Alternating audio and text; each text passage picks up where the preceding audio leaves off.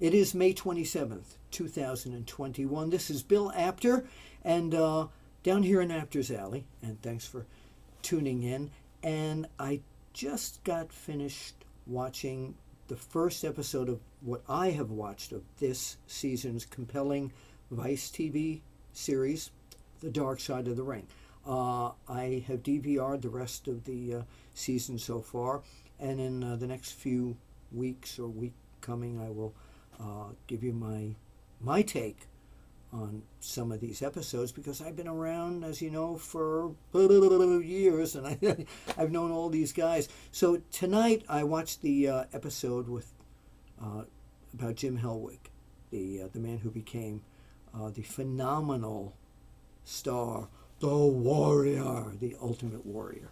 Yeah, and relationship with Jim Hellwig that the magazines had was very interesting, because back in the days, I remember when Rick Bassman out in California was training these bodybuilders to become wrestlers, and two out of, I think, the I think it was five guys, were power lifters, power builders, and power team, it makes sense. Or two of them were Steve Borden, who of course became Sting, and Jim Hellwig, who became the Ultimate Warrior.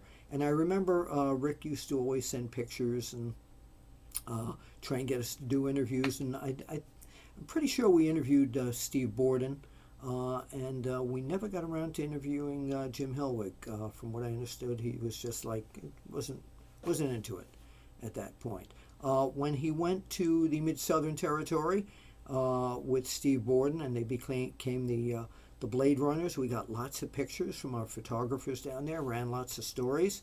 Eddie Gilbert introduced me to Steve Borden, and he and I stayed in touch. I had met Jim Hellwig, and Jim was very nice, was very cool, but there was no, I could tell there was no relationship forming between he and I wasn't really sure why. I didn't know till years and years and years later. And I'm going to get to that story. Move on, fast forward, he becomes the Dingo Warrior, managed by Gary Hart. And I'd call Gary Hart once in a while, and I'd say, do you think we can get an interview with Dingo Warrior? And Buddy Myers, our photographer down in World Class, our fabulous photographer, always sent great pictures of him. And Gary, who worked in the office for Fritz von Erich, would say, my man, I'm going to try and get you an interview with him. But it never happened. Never happened. So then he goes to the WWF, and of course the magazines were banned from shooting or interviewing the guys, because they had their own magazine. That's just another story for the dark side. It's mentioned in my book, Is Wrestling Fixed? I didn't know it was broken. Yes, you can still get that book. But now Jim Hellwig leaves the WWF. And during that period of time before they brought him back, I had contacted him several times to do an interview, and he goes, "Well, Bill, Bill, what do you guys pay?" I says, "Oh, well, we don't pay to do interviews. We just it's promotional publicity. You can promote whatever you're doing." Well, we'll see what happens. So now he goes to. There's very little contact at all. So he goes to WCW.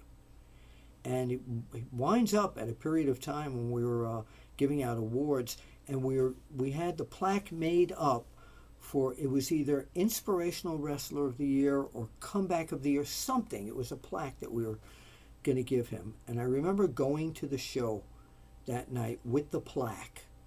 WCW was a TV, live TV.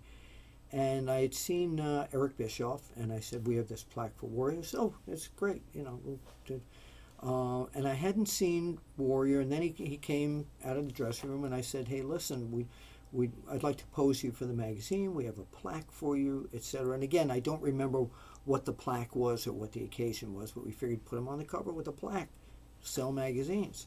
So he said, "Oh, very nice of you, Bill. Good to see you and all that, and I'll be out in a little while."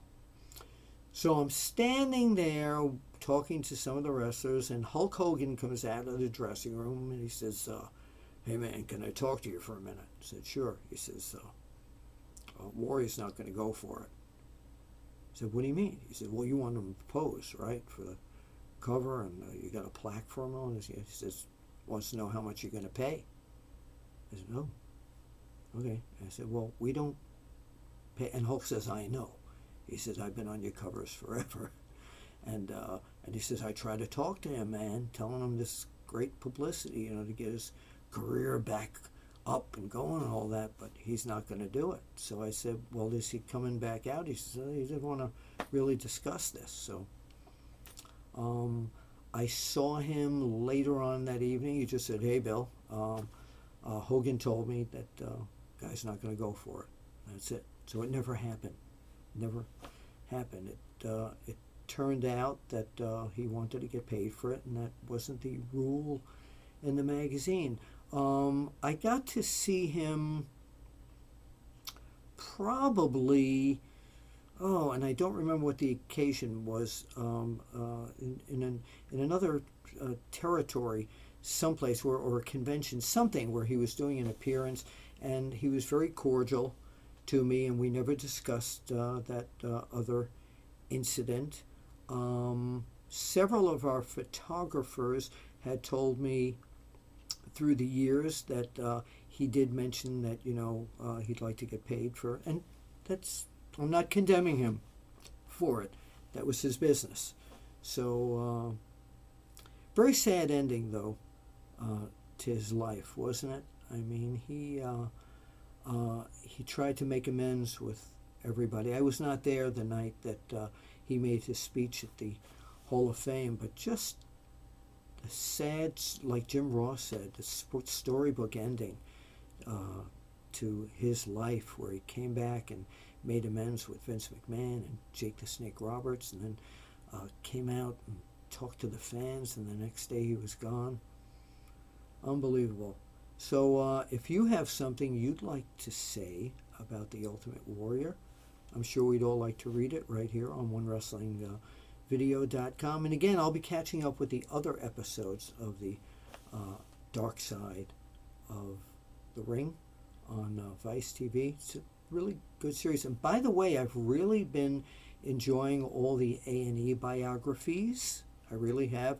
And I want to thank so many of you who have gotten in touch with me about my appearance on the WWE Lost Treasures show. Got to be able to pronounce that. On the Jerry Lawler episode for my appearance down here in Apter's Alley with the Andy Kaufman neck brace. You fans are the best. You can follow me on Twitter at Apter1Wrestling. And again, my book is available, the Apter Chat Pack. You can go to my Facebook page or my Twitter page and find the direct link where you can get a personally autographed book to you or anyone else from me, along with a highlight DVD of the Apter Chat, the best moments of the Apter Chat, and also an autographed classic magazine from my collection. All right, this is Bill Apter, and as I always say, I'll see you eventually. I'll be June 27th, back in the saddle. Bud Carson's Pro Wrestling World in Allentown, Pennsylvania. And if you just, if you look up Back in the Saddle, go to Google Wrestling Convention, you can find out more information, or hit up Bud Carson on Facebook. You can find it there too. I will also be at the International Pro Wrestling Hall of Fame in August, and down in the CWF Championship Wrestling from Florida Fan Fest. Going to be a great event in Lutz, Florida, November 6th. Follow me on Facebook and on Twitter, and I'll let you know all of it. Meantime, that's my wrap-up of the Jim Hellwig Ultimate Warrior Dark Side of the Ring, and I'll see you at the matches eventually.